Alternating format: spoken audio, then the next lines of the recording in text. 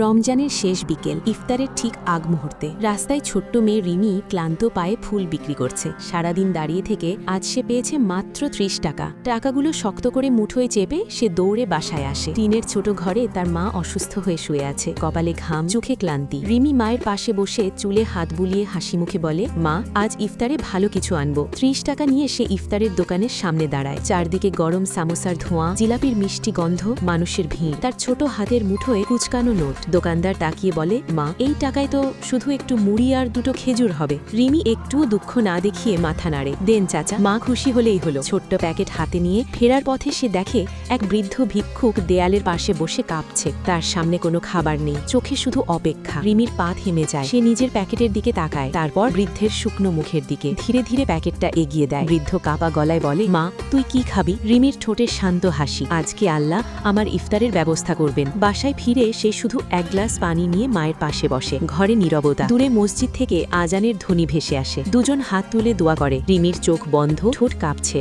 হে আল্লাহ, আমার মাকে সুস্থ করে দাও। ঠিক তখনই দরজায় টোকা। দরজা খুলে দেখে সেই দোকানদার দাঁড়িয়ে, তার হাতে বড় এক থালা, ঢাকনা দেওয়া। সে নরম গলায় বলে, তোমাকে দেখেছিলাম, এটা তোমার জন্য। আল্লাহ যেন তোমার মনের ইচ্ছা পূরণ করে। থালার ঢাকনা খুলতেই দেখা যায় ভাত, ডাল, তরকারি, সামোসা, জিলাপি। রিমির চোখে টলমল পানি। দোকানদার আকাশের দিকে তাকিয়ে অশ্রু ভেজা হাসি দিয়ে বলে, যে দেয় তার কখনো কমে না।